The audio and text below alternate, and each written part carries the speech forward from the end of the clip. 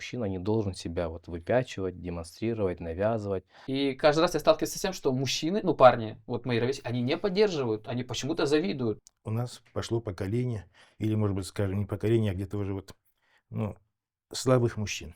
Из-за таких вот и мыслей появляется, что лидеры мнений женщины в основном. Финансовое благосостояние, это уже вот, ну, я вот просматриваю, это у многих отпечатывается, зависит от женщины. Идеальный Серьезно, мужчина, у которого нет социальных сетей. Это общество зависит, что ну, все хотят друг друга как будто бы съесть, знаете. Вот. Вот этой безинициативности, пассивности нет. Поэтому думаю, что все-таки это мы таких вот воспитали.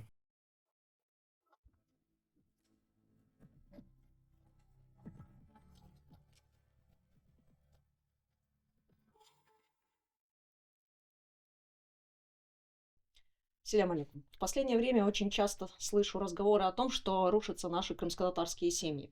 И в таких разговорах обычной причиной является вина одной из сторон, вмешательство родителей, либо какие-то иные обстоятельства. Но я почти уверена, и моя профессиональная интуиция подсказывает, что причина гораздо глубже. Меняются наши социальные и гендерные роли. И теперь вопрос, кто главный в семье, мужчина или женщина, или вообще в обществе, кто главный, мужчина или женщина, уже не имеет однозначного ответа. И сегодня мы говорим именно на эту тему. Но любой важный, глубокий разговор, конечно же, не обходится без чашечки кофе. Селям алейкум, хош келдіңіз. Знаете, коллеги, я, прежде чем вот начать нашу дискуссию на эту, мне кажется, очень важную тему и неоднозначную тему, я бы хотела поделиться с вами такой очень интересной информацией. Мы с коллегами, с Эльмирой Муратовой, с Ремей Абселямовой занимаемся исследованиями. Вот совершенно недавно завершили, скажем так, анализ большого массива информации, очередного нашего исследования, и зафиксировали ряд определенных тенденций вот в этой теме. И одна из них говорит о том, что в нашем обществе наши респонденты отмечают тенденцию активности, социальной активности женщин. Что наши женщины, крымско-татарские женщины, играют не последнюю роль в нашем обществе. Другую тенденцию, которую отмечали наши респонденты, это что вот эта вот социальная активность, она является угрозой для нашего общества, угрозой нашим традициям. То есть были и такие мнения среди респондентов. Еще одна тенденция или еще одно мнение, скажем так, что к воспитанию детей у нас подходит, мальчиков и девочек, у нас подходит очень по-разному. То есть к девочкам больше требований, на девочку возлагается больше ответственности, нежели на мальчиков при воспитании мальчиков.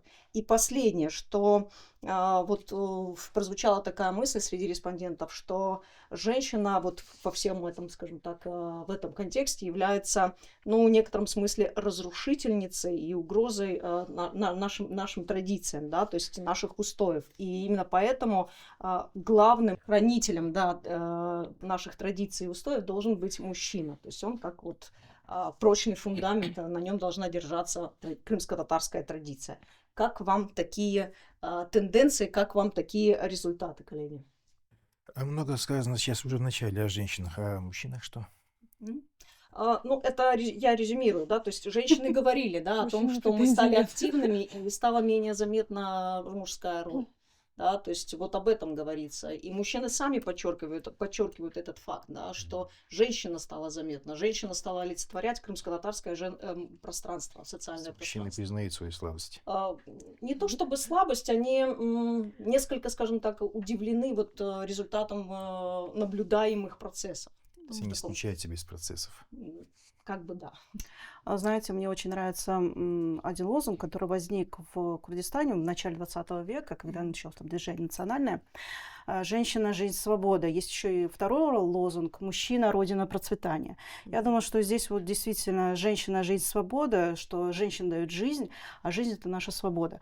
У мужчины все-таки это больше защита Родины и процветание этого Родины. Мужчина создает именно ограду для того, чтобы женщина могла свободно жить, рожать, и процветание шло все-таки через мужчину. Поэтому здесь говорится о том, что во всем виноваты сейчас женщины, да, это легко сказать, потому что все-таки кто-то же должен быть виноватым, да, есть такое правило обязательное. Кого-то мы должны найти виновным. Да, поэтому здесь, хорошо, но в принципе женщина по своей сути, она активна тогда, когда возникают вот эти триггерные ситуации в истории родины, народа, в семье, но, как правило, это именно вот культурно-масштабного момента. Поэтому здесь, да, женщина иногда, находясь в активной позиции, когда возникает какой-то вихрь событий, который уже выходит из-под контроля. И тогда женщина проявляет свою активность. Она в какой мере проявляет, опять-таки, это защита тех же традиций и ценностей, чтобы можно было сохранить и передать дальше следующему поколению. И здесь получается, что, ну, если вот так просмотреть, в принципе, историю возникновения женского движения, женской активности, она началась где-то примерно с середины XIX века.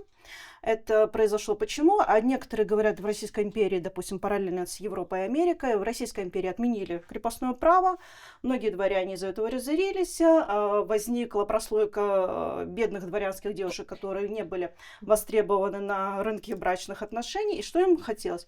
Как-то обеспечить себя. Это не просто стать гувернанткой, но и получить рабочие места. А что получить рабочие места? Что необходимо для этого? Необходимо образование. В то же время в XIX веке женщина не владела правом на имущество, у нее было очень сильно ограничено это право, и в том числе политические права. Ну, это естественно. Вот здесь уже начинается, это первая самая волна феминизма, когда возникло женское движение. Опять-таки, это излом истории. Ленур Бакшанс, я перебью вас, да, хотя я очень хочу дослушать как-нибудь, да. Вообще, как бы, активность женщины — это всегда про феминизм. Мы сразу включаем эту опцию. Так, И вообще ну, феминизм сегодня, ну, я совершенно определенно знаю, что сейчас в комментариях будет опять эта фемская тема, да, то есть будет такого рода комментарий.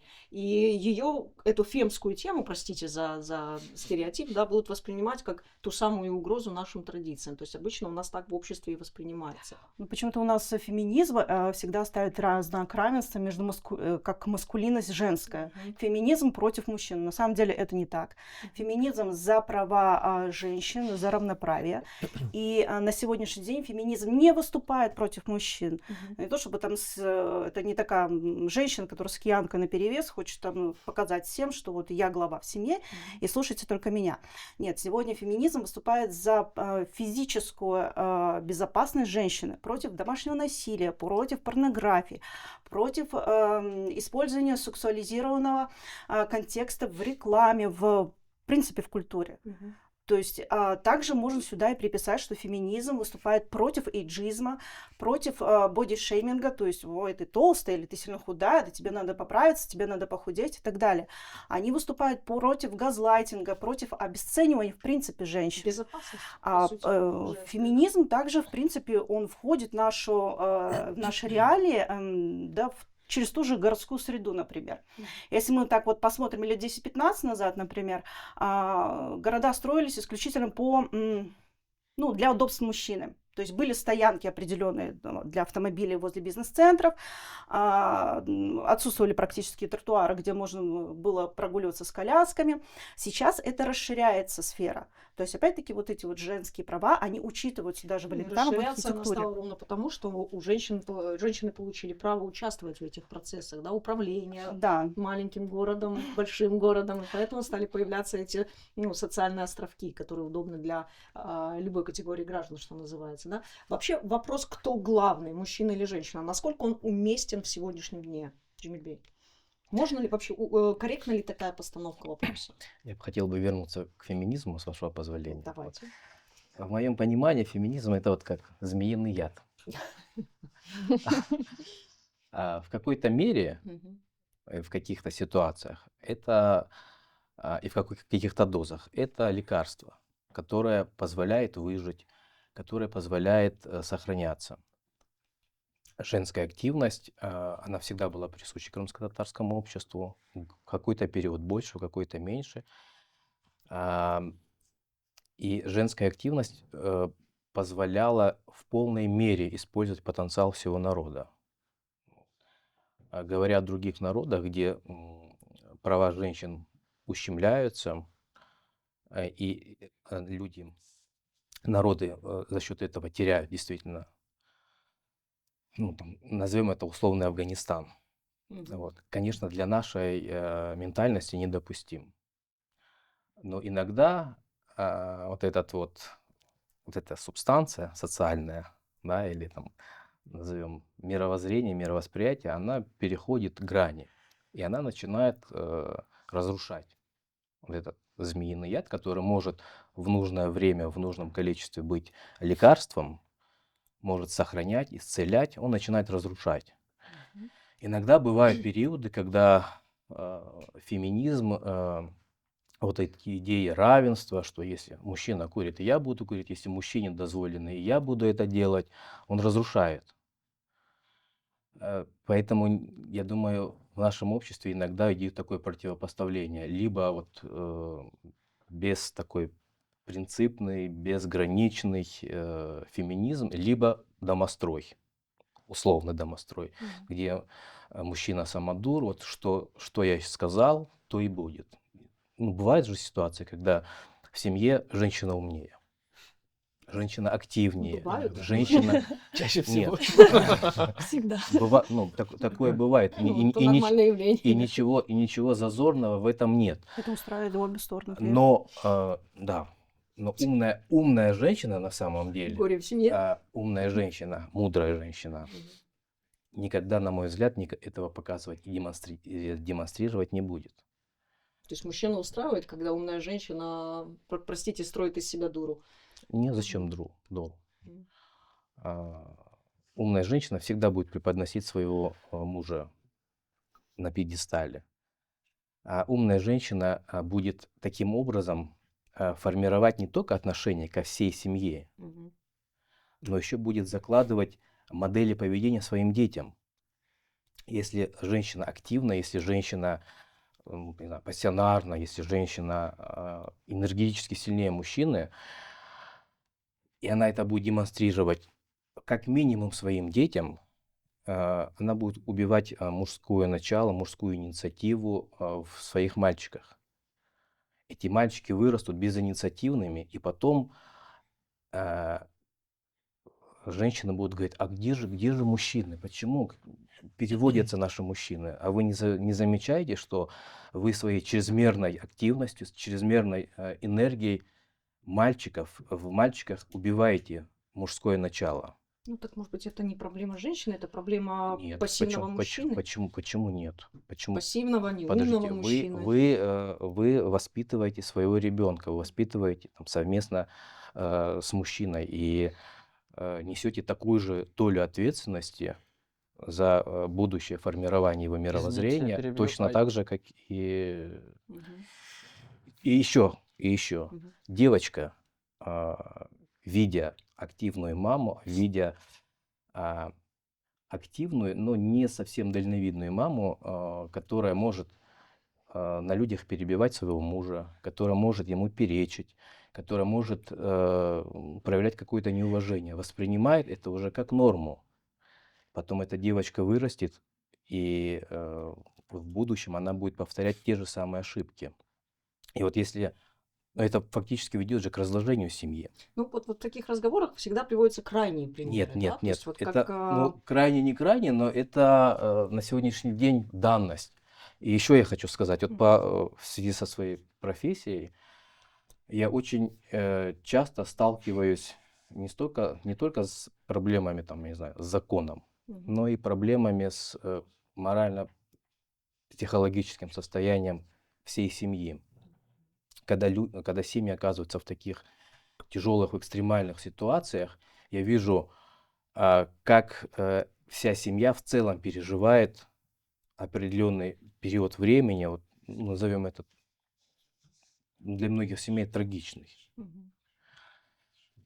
В тех семьях, где условный патриархат, даже при умной, при более активной женщине, но, как я сказал, дальновидной и мудрой женщины, которая всегда ставит во главу, хотя бы формально, во главу угла отца, главу семьи, где существует определенная иерархия, пусть даже формальная, эти семьи легче проходят вот эти испытания. На ком лежит весь груз? На той женщине, которая формально соблюдает эти... Я предлагаю рассматривать и мужчину, и женщину не как отдельные субъекты, а как составные части одного целого. Мгм. Семья как, я не знаю, железобетонная конструкция. То есть, если каждый знает свою роль, если каждый знает свою миссию и старается соблюдать и следующим поколениям закладывать определенные модели поведения, вот это будет мощная железобетонная конструкция, которая будет выдерживать удары с разных сторон. А если каждый будет тянуть на себя, и каждый будет говорить там о равенстве, там, то это будет кусок там арматуры, отдельный кучка песка, щебня, да. цемента, да. Я вас Вот, поняла. я Исламби, вы что-то становлюсь хотели? Я вот хотел прервать, потому что, ну вот, Джемиль, правильно, да? Вы говорите, что, грубо говоря, вот там отец типа тоже должен там, а если вот что делать с семьями, у которых, ну, нет отца? В основном же сейчас очень много семьи разводятся, очень многие вообще, ну, настолько много, что вот как бы это ж, ну, это вот это Становится катастрофа, нормой, да. да? Да. Ну да, это такая катастрофа, которую, ну, я прям смотрю, и все семьи там буквально вот, я в основном говорю за молодежь, потому что мы молодые, и вот среди моих знакомых очень часто разводятся, ну, дольше 3 лет почти никто не живет. Очень редко, когда бывает. Вот что делать в таких случаях, когда отец, ну, либо он пассивный, как вот сказали про до этого, что отец вообще не принимает никакого участия в воспитании детей, он чисто зарабатывает деньги и вообще никак не влияет. В основном он приходит с работы, уставший, естественно, мы понимаем, да, что в основном женщины занимаются воспитанием. Редко бывает такое, что вот только вот наше, наверное, поколение молодое, которое, ну, не так сильно занято, у них, ну, в любом случае, там, раньше работа была все равно тяжелее, труднее зарабатывать, сейчас это немножко легче, и поэтому отцы могут уделять внимание детям. Ну, а что делать вот тем семьям, которым не повезло так, что отцы, ну, либо они либо не жили со своей семьей, либо они просто, ну, не обращали внимания. Вот как таким случаем разбираться? Вот Ну вот, мать одна воспитывает ребенка. во-первых, я хотел бы сказать, что вот эти частые разводы являются следствием того, что, может быть, предыдущие поколения своим детям закладывали, на мой взгляд, неправильные модели поведения. Либо В не объясняли мальчиках, суть семьи. в мальчиках, Показать во-первых, пример. мальчиков воспитывали с детского сада, со школы, института, университетов женщины. И, как правило, женщины воспитывают послушных и удобных мальчиков. Ни героев, ни бунтарей, ни тех, у кого собственное мнение, который может отстаивать свое мнение, вступать в конфликт, а воспитывают вот тех самых удобных мальчиков. Ага, про удобных мальчиков, воспитанных Вот. женщинами. А, Ваше поколение. Таманские марши. Это удобные Это мальчики. разные поколения. Нет, ну подождите, я сейчас не говорю о таманских маршах, я говорю о подавляющем большинстве. Мгм. Я могу привести пример молодежный. Это сыночка-присыночка. Есть такое Ну да, выражение. да. Сыночка-сыночка, Сыночка. Это сыночка-присыночка. стало мемом. Да. То есть, когда вы воспитываете мальчика, не надо воспитывать удобного и послушного мальчика. Воспитывайте его как героя, воспитывайте его как бунтаря, имеющего свою точку зрения, имеющего право на ошибки. Вот этих удобных мальчиков воспитывали, они стали уже на сегодняшний день взрослыми мужчинами, взрослыми мальчиками, которые не несут ответственность за свой выбор, за тех, за кого он должен отвечать. И это является одним из причин вот, разводов и Так, а вот распадов извините, семей. перебью. А вот проблема, вот эти вот мальчики удобные, они почему появились? Просто мне интересно разобраться в вопросе. Это что же вина, получается, и мужчин тоже? Конечно. Просто вот тут просто мы видим, я думаю, что типа вы говорите, что просто изначально вы сказали, что типа это больше женщины воспитывают так. Просто мужчина же тоже должен принимать участие в воспитании. Вот смотрите, после депортации, после войны погибло очень много мужчин. Во время депортации очень многие мужчины не выдерживали. Мужчина физически сильнее, но энергетически сильнее женщина. Безусловно. Энергетически сильнее женщина. Мужчины погибали, и мальчика воспитывали женщины. И женщины воспитывали, ну, не пытались разрушать мужское начало, они воспитывали Берегали. своих мальчиков так, как они считали будет лучше для них. Вот тебя там где-то в школе побили, не ходи, не общайся с этими плохими хулиганами. Так скажет мама.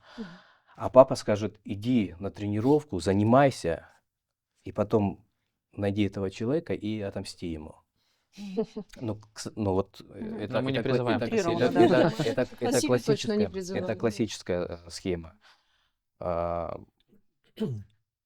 Потом, в советское время, система образования, ну и как я уже говорил, сформировалась таким Это образом. называется женская социализация, когда и в садике, и в школе, и дома мы наблюдаем активную женщину, которая, ну, скажем так, формирует какой-то... Я за женскую активность. Я считаю, что женщины должны быть сильными. Но женщина, и женская сила, женская активность, женская энергия — это про сохранение семьи, это про защиту, хранительницу очага. То есть эта энергия направлена на, скажем, а, ну, на благие цели. На Вот так, созидание. на созидание, да, правильно будет так. Лехну. Как А вы смотрите? я, извините, пожалуйста. договорил. А вот женская активность, направленная в совершенно другую сторону, условно, противоположную сторону, это про разрушение. И именно поэтому, видя вот эти тенденции, в нашем обществе иногда очень активно и очень, я не знаю, болезненно воспринимают проявление женской активности. Иногда женская активность — это не про созидание и сохранение, иногда это про разрушение. Ну, это же не правило, это исключение. Можно я скажу все-таки? Давайте. Вы... Наверное, Да, да. женщина активна настолько, сколько пассивен мужчина. Как это что вроде физики. Скажем, уступает, она наступает или наоборот. Она может быть активна, скажем, на самом деле, пока мужчина не является, скажем, в процессе или просто он пассивен. И часто звучит, скажем, вот сейчас женщина и женщина, но мы иногда, пытаясь ответить на вопрос, ищем там примеры то ли средневековья, то ли там какой-то географии, просто мы ищем себя как будто бы. Вот это все равно, что, скажем, хотела что-то подкрывать, и мы ищем там везде, куда закатилось, пока не найдем. Просто нужно понимать, что у нас своя ментальность, свои обстоятельства были, другие могли не быть в этих обстоятельствах или в этой ментальности. Поэтому у нас свой был фундамент, был. Но теперь, видимо, актуально об этом говорить, и хотя уже что говорить, процесс идет. Процесс идет, и об этом можно говорить, констатировать факты, но идет как идет. И все эти факты, они есть, и, наверное, уже и будут. Я думаю, что в основном проблема все-таки в мужчинах. Их как бы пассивность, не пассивность, я не так бы сказал, они снимают с себя ответственность. Инфантильность. Да. Незаинтересованность. Да, просто снимает ответственность. Женщина, скажем, справляется, ну, что так не жить? Она, скажем, увезла, привезла, там, обеспечила там что-то еще. Ну, что так не жить в самом деле, когда он снял с себя ответственность, ну, и тянешь и тяни. Вот отсюда и дальше активность, и суперактивность, и там все что угодно. Вот. Он отсутствует как бы в процессах. А раз так, он к этому привыкает, и дальше больше, ну, так получается, что волей-неволей приходится ей уже управлять процессом. Раз так, это видят дети, и понимают, что все-таки женщина. Вот и все. Мне кажется, здесь большая ответственность за мужчинами. Очень большая. Кто виноват, да? Да, Нашли виноватых. я бы не, потому что на самом деле Программа ответственность окончена. в целом за все в мире, Да, не знаю, вообще. там, мы смотрим политику, в основном мужчины, скажем, Мгм. там, ну, почему-то мужчины стоят на учете в военкомате, и мужчины, а если они в природе уходят из природы, тогда уже не стоит винить женщин. Лехну. Да.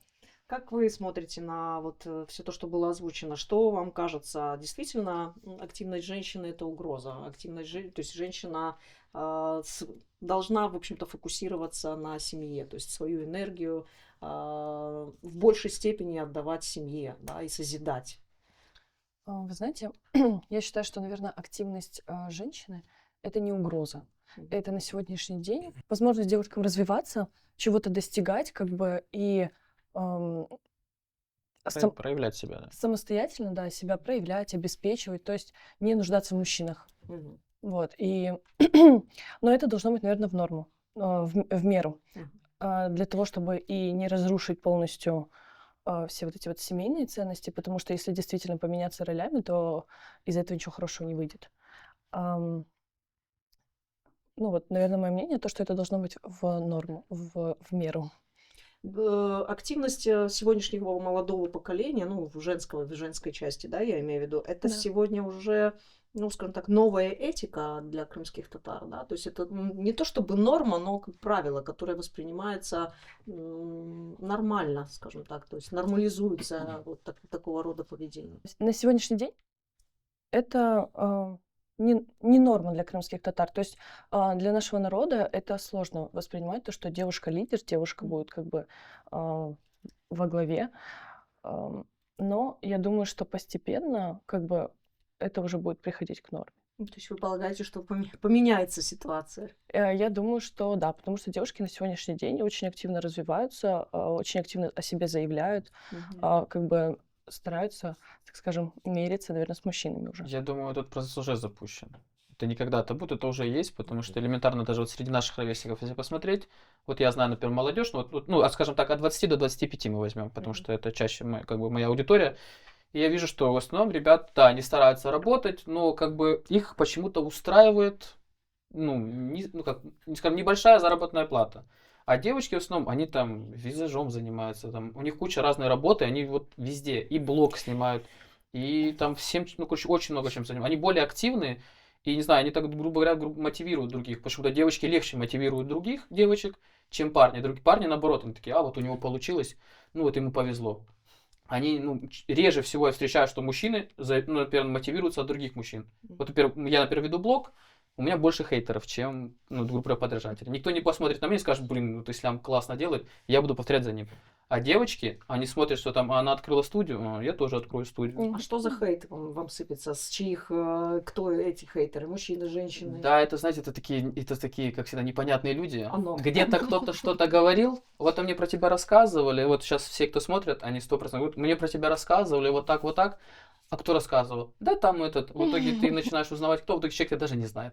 Вот эта цепочка идет, которую тебя никто не знает, и в основном это все, говорят мужчины.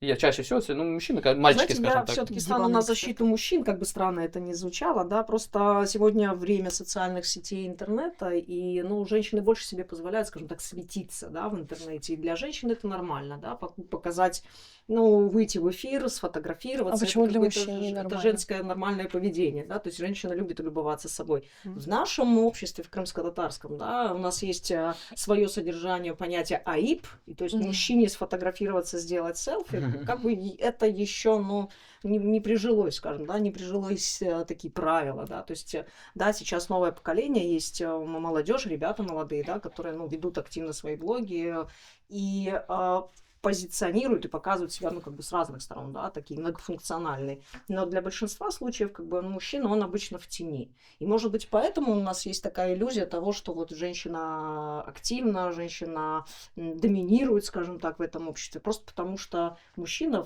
занимается просто тихо, спокойно своим делом, не ведет страничку в социальных сетях и так далее.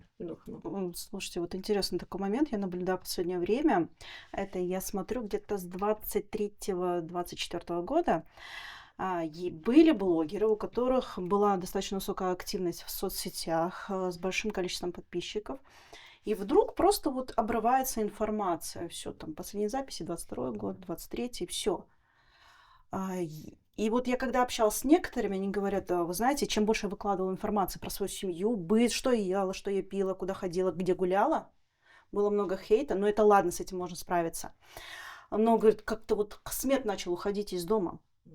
Какая глубокая умная мысль. Да, и все. Счастье любит тишину? Конечно, обязательно, обязательно. Поэтому здесь женщины должны, прежде чем что-то выставлять на всеобщее обозрение, фильтровать информацию. И лучше, не надо, чтобы мысли чужих людей прилипали к вашей удаче, к вашему семейному счастью. Действительно, семья любит тишину. Это вот именно вот тот маленький мини-храм, который женщина должна как не выставлять священнослужитель своего рода, да, проводить определенный домашний ритуал. Ни для кого, чтобы это было секретом. Женщина же не только И семью поэтому- показывает. Там же в основном, Да. я же говорю в основном про, я Профессиональная говорю про профессию именно. Вот Про есть про развитие, да, бьюти-индустрию, своего там блога. какую-то просто там некоторые снимают какие-то распаковки элементарно даже. Вот сейчас это модно, снимать распаковки на Wildberries. Да, есть такие. Я говорю больше про уже- это, потому как что про личную возможность жизнь, как бы, да, заработка вот, даже. например, вот элементарно, я тоже веду блог, например, я там, в основном шутки у меня, я просто шучу. Как-то, по-моему, в прошлом году, накануне 18 мая, Где-то у нас были в одном местечке. Я пропустил такую фразу. Сказал, что у нашего народа теперь все больше и больше женское лицо. Да, Мгм. да. Вот. И где-то я допускаю, что это тоже послужило поводом для Сегодняшнего в разговора какой-то мере. не просто поводом, я Поэтому зацепилась. как бы И беру, взяла с вас слово, что вы примете да, участие поэтому как бы беру на себя ответственность вот за за эту фразу. сказанное, да. Мгм. Вот, я настаиваю все-таки на этом. Может быть, пока не совсем сформировалось так, но дело к этому идет, а уже в какой-то мере есть. Мгм. Скажем даже так, вот вы сегодня ведете и дискуссию, и, в общем-то, тон задаете, и череду подведете, Мгм. женщина. Мы сидим в студии, где, скажем, руководят женщины. Мгм. Да? И не, я в восторге, я без укора. Мгм. А потом, скажем, ряд мероприятий в году, на протяжении года, предыдущих годов, значимых, интересных, скажем, та же ярмарка, которые там эти предприниматели, тоже организаторы, инициаторы женщины. Ну и можно много примеров приводить. Это и в быту, и видно вот прямо вот в обществе, скажем, сидят в компании, важно какой, и в основном говорят женщины, и они там галдят, и все это все обсуждают. Вот где-то вот так. Поэтому я думаю, что в целом это плохо. Плохо, не потому, что женщины у нас хорошие, активные, там, Потому что не способные. слышно мужчин. Да, то, Да, что не мужчины слышно, пассивны. и они молчат, и молчат как-то странно, потом они отсутствуют, и вот так легко. Я опять к этому возвращаю. Мгм. Поэтому, с одной стороны, конечно, здорово, что у нас активные, там, сильно живем время, когда у всех, равные возможности. Она в состоянии получить образование так же, как мужчина, найти работу и работать так же, как мужчина. Мы зарабатываем, наверное, даже больше, чем мужчина. Но при этом это не говорит о том, что мужчина должен с этим как бы соглашаться, вот смиряться. Он должен добывать еще больше, он должен устраивать еще больше каких-то удовольствий, чем она, скажем, имеет. Поэтому думаю, что здесь все-таки нужно возвращаться к тому, что у нас пошло поколение, или, может быть, скажем, не поколение, а где-то уже слабых мужчин. Мгм. Очень слабых мужчин. Я говорю там уже не только о морально, там, духовном каком-то состоянии. Бывает очень забавно наблюдать, скажем, заходит молодой человек, там где-то 25-26, таким себе животиком интересным. И это очень часто. Мгм. В наше время это воспринималось как болезнь. Мгм. Просто как болезнь. А сейчас это норма. Мгм. Если он такой сам по себе, мне кажется, чем-то он уже не интересен. И, не знаю, скажем, не просто не интересен, скажем, вот та же женщина, тоже, скажем, девушка, она же тоже селекцию там как-то сама по себе, она отбирает. Я бы не знаю и не хотел бы, чтобы моя дочь отобрала себе там, скажем, такого. Вот. Потому что, как-то, мне кажется, это немножко аномалий. Ну и тем более, когда он, скажем, там все аж, слабость, она есть слабость. Поэтому отсюда и потом не берут ответственность на себя. Мгм. Вот, скажем, часто замечаем людей, которые в хорошем возрасте, уже 30 за 30, и вот они не семейные. Что из полумиллиона народа нельзя никого найти, подобрать? Можно. Просто боятся. Почему? Вы Боятся обозначили целый ответственности. круг причин, да, точнее, вот такой общий, не хочу говорить универсальный, но достаточно такой образ мужчины, молодого мужчины сегодняшнего дня, да, и получается, что он и физически как-то не очень, и эмоционально не совсем, и интеллектуально где-то уступает, и материально не успевает. В Да, чем да, причина? он слабый и неинтересный, и я бы не хотел, чтобы его отобрали, скажем, мне в родственники, скажем, такого, потому То что, есть такого зятя вы себе не да. хотите? И, наверное, причина, опять же, они к нам не откуда-то пришли, мы их таких воспитали, видимо, слишком много дали. Мгм. Слишком много дали, слишком много уделяли внимания. Скажем, как-то если поколения предыдущие, они возвращались, боролись, строили там что-то еще. Было много трудностей, а здесь никаких трудностей нет для этого поколения. Тем более, они совсем молодые, разве 30 лет может быть молодым, но он еще, видимо, молодой сам по себе, как бы по своему там как-то устройству. А так он уже физически все готов к чему-то. Поэтому думаю, что все-таки это мы таких вот воспитали. Вот это ответственность уже на нашем поколении. Тем более, что-то было, который был 22-й год, когда все, кто куда ломанулся. И в Ирландии, по Канадам, не знаю, там куда угодно. И самое неприятное, потом сидят и говорят, вот пособие там вот получше, а там пособие еще лучше, там и так дальше. Разве этим можно гордиться, что там твой сын там поехал куда-то, чтобы там... Поэтому это тоже один из очень таких вот признаков серьезных слабостей. Можно я немножко Настолько встану на сторону молодежи, все-таки я представляю эту молодежь, не совсем с вами согласен. Разные ситуации, мы не будем никого судить, как бы это личное дело каждого человека. Тут просто сказали, что мужчина, как бы, почему, вот вы говорите, что организаторы ярмарок, вот, и студия тоже это женщина. Я вам скажу, тут, ну, как мнение молодежи, например, вот как я тоже человек, который там организовывал разные мероприятия, мы не будем говорить какие, но я тоже активно вел образ жизни. И каждый раз я сталкиваюсь с тем, что мужчины, ну парни, вот мои ровесники, они не поддерживают, они почему-то завидуют, они такие вот, ну не хотят, чтобы, вот, ну не хотят почему-то, чтобы вот наши там, да даже вот элементарно наши татары, чтобы они там поднимали, поддержать. Почему сложно там, не знаю, там поставить тот же лайк, поставить комментарий, либо прийти на мероприятие. Просто они не хотят, чтобы ты заработал как будто бы. Вот я вот сталкиваюсь с таким вот. Нездоровое Да. какое-то А конкурентное девочки, отношение. вот элементарно даже почти как девочки, она там студию откроет, 50 девочек, подружечек придет, историю снимет. Ну, я просто говорю про современное, я не знаю, как раньше было, я буду говорить про то, что как вот у нас сейчас сталкиваемся. И вот реально, я, например, если парни что-то откроют, ну, туда придут только близкие твои друзья, и все, поддержат тебя. А у девочек как-то они более сплоченные какие-то, более там отзывчивые друг к другу. Просто тут идет дело в том, что, видимо, как-то тоже воспитывали, значит, парней так, что типа, они не поддерживают. Вот у меня, если кто-то из друзей что-то открывает, или меня, например, зовут куда-то, я могу поехать в Керчь, там, хотя я живу в Евпатории, мне, ну, накладно немножко, но если меня позовут, там, если мои друзья, дай бог, чтобы они все там были популярны, успешны, там, у них все было, я им желаю всего самого лучшего. Если они что-то откроют, я приду, я первым помогу. Потому что у меня есть инструмент, ресурс, и я могу как бы раструбить об этом во всем. Я вот даже это... Можно на правах рекламы? Вот эта футболочка, если вы заметили, это крымско-татарский орнамент. Ребята называются, у них манзара, это как пейзаж переводится, кто не знает. Вот я их всегда поддерживаю, даже элементарно пришел вот поддержать. Ребята только открываются, это крымские татары нашим ребятам по 17-18 лет. Вот вчера парень, Селим его зовут, он 12 часов ночи после работы мне привез эту футболку. Я его попросил, чтобы он, ну, как-то их поддержать. И вот каждый раз я ищу каких-то ребят. Вот если я вижу, кто-то вот ведет какую-то социальную активность, я всегда пытаюсь поддержать, потому что, ну, меня никто не поддерживал. Ну, вы сказали, что хотите защитить молодых людей, мужчин. Да, и вот я же говорю, типа... Так они даже нуждаются в том, что их защищали. Видите как? Дмитрий, солидарность в мужской среде, она отличается от солидарности в женской среде? То есть у мужчин принято поддерживать друг друга. У девочек, как мы видим...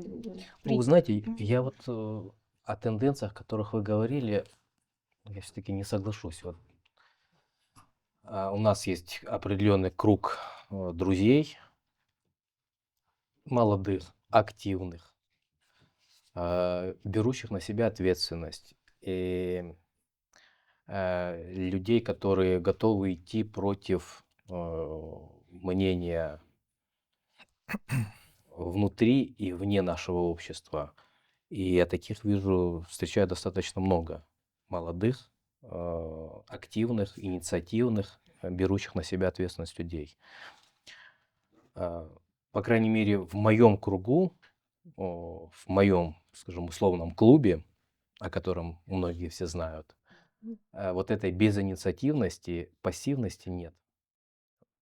Просто, может быть, вы сталкивались, ну, там, с разными слоями общества, с тем срезом молодых, ну или даже, можно сказать, зрелых уже мужчин, с которыми я сталкиваюсь, ну, у меня совершенно другая картина.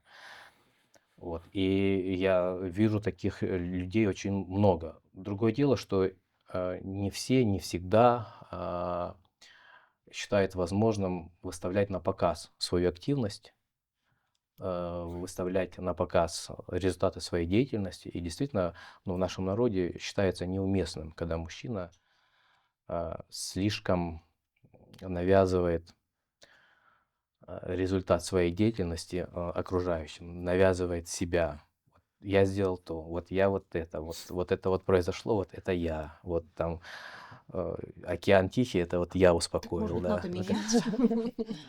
Может быть, надо менять эту историю? Я И это не- будет той нет, самой я- моделью поведения, которую люди недополучают в Я, семье? вот, ну, допустим, меня такая модель, такое мировоззрение вполне устраивает. Я считаю, да, это мужчина не должен себя вот выпячивать, демонстрировать, навязывать, свои там фотографии через каждый день выкладывать. И вот он вот это он съел, вот это вот он в профиль, вот он в анфас, вот ну еще что-то. Можно же не Для- в профиль, не Нет, в ну, анфас, а результаты деятельности. для нашей ментальности это нормально. И по крайней мере для меня, мужчина так и должен себя вести. Не нужно быть Нет, павлином мы с просто такими немножко про разное. Вы перьями. говорите именно, вы утрируете, что именно мужчина. Вот я, например, ну, я не выкладываю фотографии, я просто веду активную социальную, но я не выкладываю. Это вы просто говорите так. Для вас интернет и вот это все является профессией, вашим видом деятельности. А я говорю про обычных среднестатистических ребят.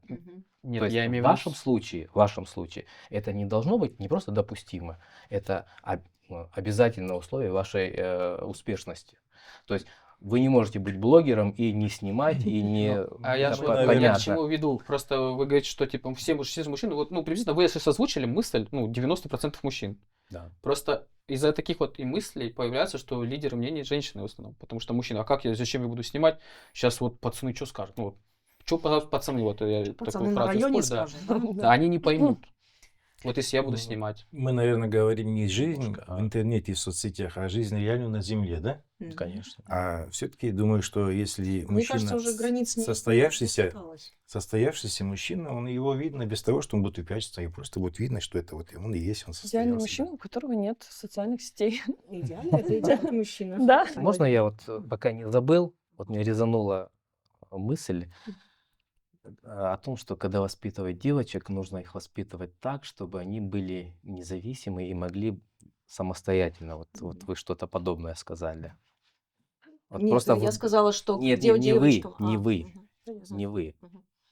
Я понимаю, эта мысль, она продиктована суровыми реалиями сегодняшней жизни, да. И не только сегодняшний, это становится традицией уже. Но у вы нас представляете, в плохом смысле. если бы наших матерей, бабушек воспитывали с такой мыслью: ты должна расти так, чтобы быть независимой от своего мужа. Ну, разве бы это не способствовало разрушению семьи? Вы знаете, И Джимми девочка, воспитанная вот с такими идеями, что нужно быть, не зависеть от мужа, там, какая она будет мать, какая она будет хранительница очага. Ну, так, наверное, Я никто не не думаю, говорит. что И это мужчина- проговаривается и воспитывается именно в таком контексте. Но когда девочка приобретает образование и растет в своей профессии, Мгм. это уже закладывается основа, ну, определенная модель поведения, правильно? Женщина уже получает какую-то уверенность в себе, женщина уже получает, ну, вообще человек, получивший образование, и двигающийся и развивающийся в этой стезе, он точно становится более самостоятельным. Да? Когда на человека, там, условно говоря, с малолетства накладываются, с малого возраста накладываются определенные обязательства, и он участвует в жизни семьи, да, то есть там, я не знаю, вынести мусор, помыть полы, приготовить еду, наколоть дрова, там, ну, что угодно, да, какой-то семейный быт, это уже накладывает определенную ответственность, да, и воспитывает ответственность. И все эти вот как бы вот функции, никто не говорит будь независимой и самостоятельной. Нет, Я сомневаюсь, что есть я, такие кстати говоря, матери, очень которые... часто слышу вот эту мысль о том, что ты должна получить образование, у тебя должен быть свой бизнес, ты должна быть независима в случае, если вдруг что-то... Образование и бизнес Да. это угроза. Извините, Нет, я не думаю, смотрите, угроза не образование и бизнес, а угроза мысль о том, что женщина может жить отдельно и независимо от мужчины. Точно так же, как и мужчина, Мгм. отдельно и независимо от женщины. Нормально мужчина не может себя реализовать без женщины, без второй половинки своей. Равно так же, Вот. как и женщина. Совершенно да? верно. Вот я думаю, в этом направлении нужно говорить и размышлять и учить своих детей. Не о том, чтобы как быть независимым. Независимый мужчина, независимая женщина, вот распалась вам семья. Мгм. Нет, я думаю, Алия несла мысль не ту, что надо изначально быть такой вот, потому что не зависит от мужчины. Просто сейчас пошли такие мужчины, которые... Я Ну, говорю, грубо что эта мысль, она постоянно витает в нашем обществе. Потому что у нас такие мужчины, которые, ну вот меня прям, ну, есть у меня просто, это такая резонирующая тоже тема, Мгм. когда, ну, мужчины оставляют, грубо говоря, женщин одних, и, ну, женщина воспитывала одну дочку. И как бы, ну, девочка видит, как мать постоянно на работе, постоянно здесь сама, где отец? Нет отца. Тут это тоже проблема. Это, ну, я считаю, что на мужчине все равно больше ответственности, потому что вот он, ну, как он ушел, оставил их одних. И она с детства смотрит на это и думает, зачем мне мужчина, чтобы вот так потом он меня бросил, и я одна сидела с ребенком. Поэтому я лучше сначала получу образование, работу и все такое, сама себя обеспечу. И даже если вдруг меня оставит там муж, у Мгм. меня будет, как бы, я не буду, типа, там, Ну, в данном нуждаться. случае, Тут просто, я думаю, мысль несла такая. Не то, что, типа, именно не та мысль разрушать, что, типа, тебе никто не нужен, типа, будь сама. Нет, я думаю, тут Из больше... серии «Будь готова ко всему». Да. Да, потому что, ну, вы же сами понимаете, я не думаю, что нужно кому-то какие-то перевести какие-то статистические анализы, что у нас очень часто разводят, очень, ну, безотцовщина в основном у нас. Ну, это не надо ничего говорить, все и так все это Очень знают. много разводов, да. Лех, Да. ну ваша активность в социальных сетях, да, чем она продиктована, чем вы мотивируетесь, то есть для чего это? Это саморазвитие, это бизнес, это что? Ну, это и саморазвитие, и бизнес, то есть как бы моя сфера, в которой я работаю, это сфера продвижения социальных сетей. Вот то, что вы как раз говорили, что не для всех нужно. Мой опыт показывает то, что абсолютно все нуждаются в развитии социальных сетей. Очень много обращаются абсолютно разных компаний, которые и маленькие, и крупные, которые хотят развиваться в социальных сетях. Вот. Это вот я возвращаюсь к тому вопросу. Так, а касательно того вопроса, который задали вы мне, я мотивируюсь тем, что мне это приносит удовольствие. Я чувствую себя за счет этого какой-то, наверное, яркой личностью. Это повышает мне ну, и как заработок, и уверенность в себе.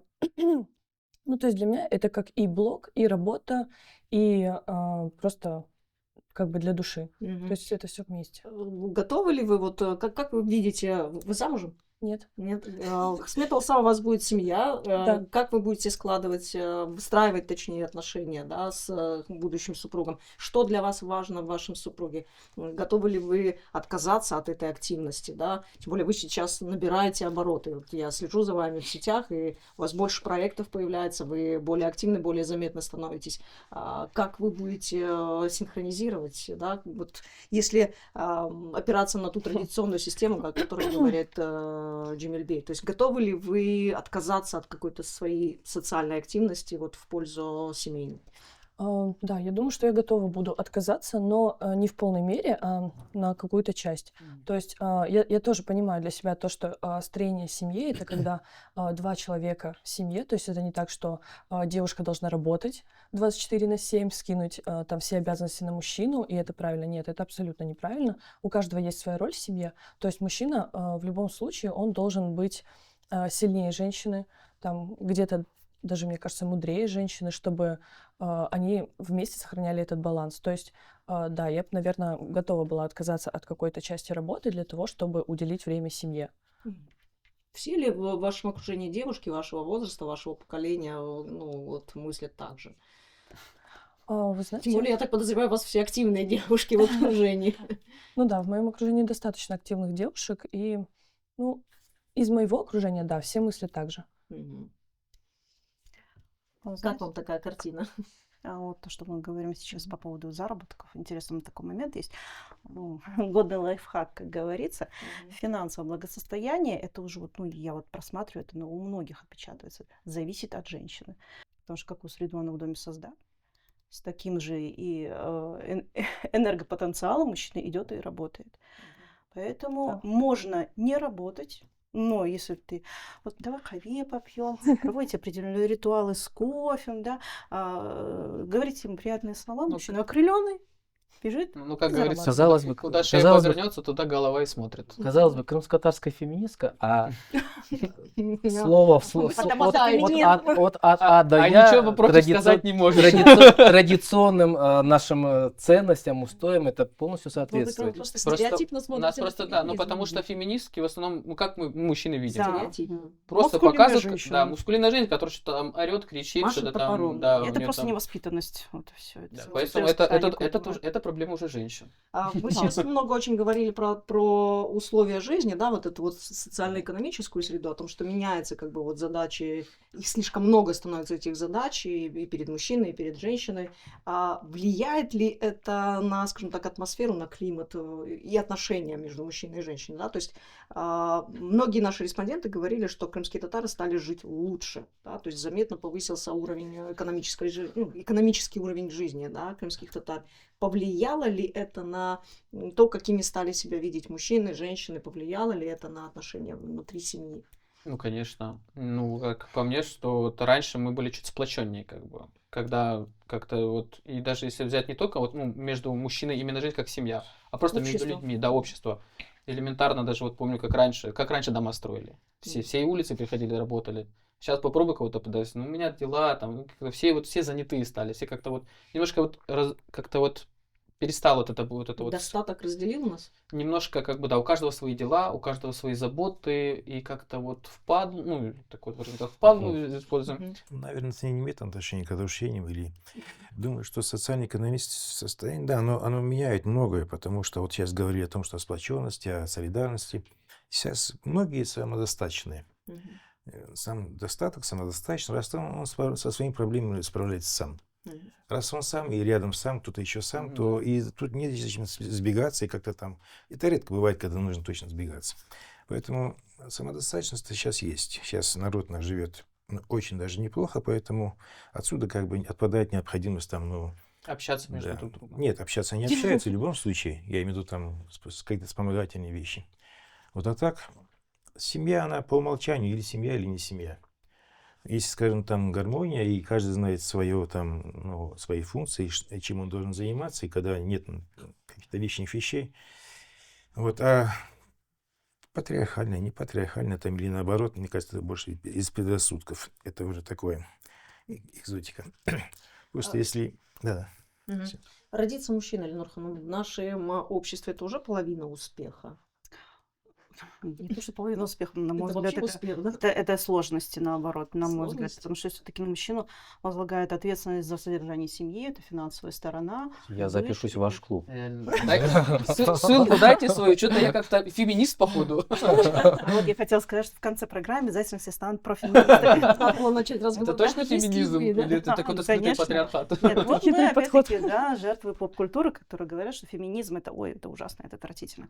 На самом деле нет, феминизм, он достаточно такой мягкий, лояльный. И феминистки выступают в защиту и прав мужчин в том числе. Та волна, Но которая сейчас это идет, потому что крымско-татарская интерпретация Нет, феминизма. нет. Это очень большая ответственность, и ответственность на родителях воспитать именно мужчину, который был бы приятен как муж дочери, да, вот как говорила Абдуршид ага, чтобы мужчина получал определенный достаток содержать семью. Это очень большая ответственность на самом деле. Потому что мужчины, когда вот я опять-таки сталкиваюсь при бракоразводных процессах, они всегда говорят, первая проблема возникает, когда подается на развод, это финансовая проблема. А сейчас с каждым годом конкуренция растет, заработки у кого-то там падают, инфляция и так далее. То есть накладываются очень большие ответственности на мужчин. Мы, женщины, можем поплакать, поистерить, хлопнуть дверью, а мужчины, вот они как камушки, да, то есть они все в себе держат.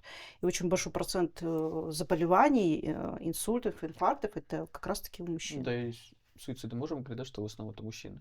Большинство суицидов это делают мужчины, по статистике. Не справляются. Ну да, я думаю, большой груз Слушай. ответственности, и некому, у нас же не принято, да, говорить о своих проблемах. У Мы нас же не мужчины, принято ходить к психологу. да, мы же Да. мужчины, мы же как Мгм. там, не дай бог, кто-то узнает. Вот это, опять же таки, это общество зависит, что, ну, все хотят друг друга как будто бы съесть, знаете, вот.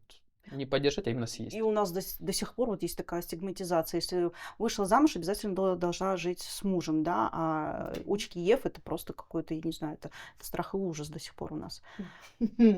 Ну, у каждого свои. А родиться женщиной, Джумельбей, это успех? Уже половина успеха в нашем обществе? Либо это, ну, какая-то большая ответственность? Ну, Алла-Верды — это очень большая ответственность. Да. Вот когда разрушается, когда, ну, скажем, мужчина не соответствует тем запросам, требованиям, которые мы предъявляем, то разрушается семья, а когда женщина не соответствует тем запросам и требованиям, которым она должна была соответствовать на протяжении многих-многих сотен лет, разрушается вся нация.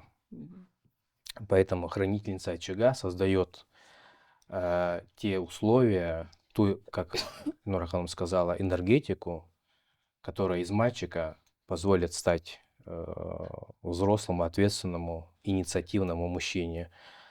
Девочке вырасти в такую же хранительницу очага. Это очень большая ответственность. Быть лучше Говорилось себя. о воспитании, там, девочка, воспитании мальчиков. Это когда речь идет о воспитании. Но когда часто поколения разделены, а дети воспитываются больше в соцсетях, Мгм. тогда то, что мы хотим уже планировать или программировать, не получается. эта пустота заполняется другим чем-то из тех же соцсетей. Не все же там хорошие блогеры, хорошие, Ну да. скажем, там какие-то Уже каналы. другая Да. проблема, да. И это уже очень серьезная проблема. Отсюда, возможно, это тоже влияет на, и не невозможно, а точно влияет на то, что мы сейчас имеем. Вот. И как бы там родитель... Сначала он думает, ему легко, он ему вручил, скажем, там планшет, чтобы так легче, а потом он получил свой продукт того, что он избавился сначала от проблемы. Он получил ребенка, который, в принципе, это уже не его. Все, что нужно, ему там вставили из соцсетей. Перепрошили, Да, да. он сам нашел, там, Да. ему вставили так В вот. Это принципе, потом, да. да, потом это и поп-культура, и там, и, вернее, и все остальное отсюда. Поэтому, видимо, нужно уходить глубже, думать, а Воспитание. с какого момента не потерять ребенка. Заберите компьютер и телефон у ребенка и выставите его на улицу, потому что сейчас ходишь элементарно суббота-воскресенье днем вечером, абсолютно пустые улицы, где молодежь, ну как молодежь, не имею в Еще знаю, виду, интереснее, быстро. когда, скажем, сидит предподростковый, семья. 10, Вот в центр еще 19. просто не выходили, Да, видимо. еще интереснее, когда сидит семья, у каждого свой теперь телефон, и каждый сам себе. Общения нет, а если нет общения, откуда может быть речь идти о темах, там, о устоях, о чем-то там, о воспоминаниях и так дальше. А когда они пересекаются в общих компаниях, они не знают, о чем разговаривать. Да, поэтому и подражать, и, в общем, здесь тоже немало. Да. Я, допустим, про соцсети, вот сейчас речь шла, там надо, не надо, и насколько это там дает. Я 2 года уже отсутствую в соцсетях. Для меня показалось, ну так пришлось. А по роду деятельности я там должен быть как будто бы. Я сначала это принял как за трагедию, потому что как же я покажу свою работу, а вот меня забудут, я вроде как отсутствую. А сейчас нет, оказалось так здорово. Я также выполняю свою работу. Вот даже как-то еще интереснее, я мало теряю времени, и очень даже все успешно и хорошо.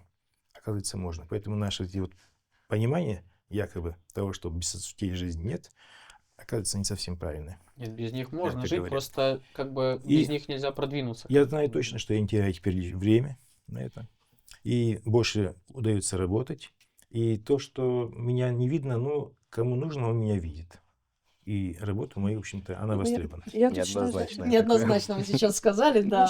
Я считаю, Ага. что каждый человек должен брать что-то полезное от этих социальных сетей. То есть, если постоянно сидеть в этих социальных сетях и смотреть о том, там, как скидывают идеальные семьи, как там все путешествуют, это роскошная жизнь, то, конечно, потом будут у девушек и запросы, и парни потом будут говорить о том, что насмотрелась своих социальных сетей. Вот. А если, допустим, вот брать адекватных людей, которые берут оттуда что-то важное. Там очень много разных можно найти обучений, курсов, и это все абсолютно бесплатно. То есть сейчас на уровне блога это развивается, и если правильно искать там информацию, то там можно найти очень много полезного. Вот. Да, я немного соврал, я немножко сижу там где-то, где мне нужно. Да. Некоторых Просто каналов вот вы там, сказали, где что правда. вот, если честно, вот признаться, я не знаю, кто вы. И я не знаю, чем вы занимаетесь. И это говорит о том, что вот вы отсутствуете в соцсетях, я, честно, вот понятия не имею, кто вы. И вот, Я вам потом расскажу. да, ну я понял, что вы Когда какой-то, к тебе на видимо... интервью придут, расскажут. Просто я имею в виду, что, типа, я не говорю про, например, про старшее поколение. Старшему поколению они свет выключат, они выживут без света. Просто я говорю про молодежь. Сейчас свет выключит, с ума сойду. Трагедия. У меня если интернета нет, я немножко начинаю дергаться. Нервничать. Да, как будто бы что-то Не жизненно хватает. важное забрали. Вот это уже такие новые реалии, которые уже никак от этого не я уйти. согласен с вами. Это как бы, я не совсем, видимо, так выразился. Я бываю в соцсетях и довольно часто, вот сейчас тоже буду. Ну, просто я аккаунты. в Не общем-то, продвигайте да, себя да, как да. Ну бренд. вот, а я бы вам посоветовал, Что как касается по молодежь. работе, точно я там... Ну, да, это такие частности. Вы знаете, есть еще один момент, последний момент, на котором я хотела бы остановиться, это про семью. Означает ли вот все, что мы с вами сейчас говорили, что нам пора пересматривать, детализировать, может быть, пересматривать, может быть, менять какие-то правила жизни в семье. То есть мы что-то утеряли и не можем нащупать, да, вот ту традицию, которая, в общем-то, адекватна, да, и ситуации, и времени. Либо традиция у нас уже как бы, не актуальна в сегодняшнем дне. О чем говорят вот все эти тенденции, о которых мы говорим. Мы видим, по крайней мере, за этим столом мы синхронизируемся, да, в своих мнениях и в своем отношении к вопросу мужчины и женщины, как выстраивать эти отношения. А реальность, она немножко другая. Реальность показывает совершенно другие результаты. Реальность показывает, что сегодня есть этот разрыв баланса между мужчиной и женщиной. Ну, я считаю, если в семье с детства детям не закладывать определенные стереотипы и модели поведения, то правила, вот, правила семьи нужно будет постоянно пересматривать. Потому что будут новые течения, новые там, я не знаю, изменения, новые обстоятельства. Это все нужно будет менять, все нужно будет перестраивать.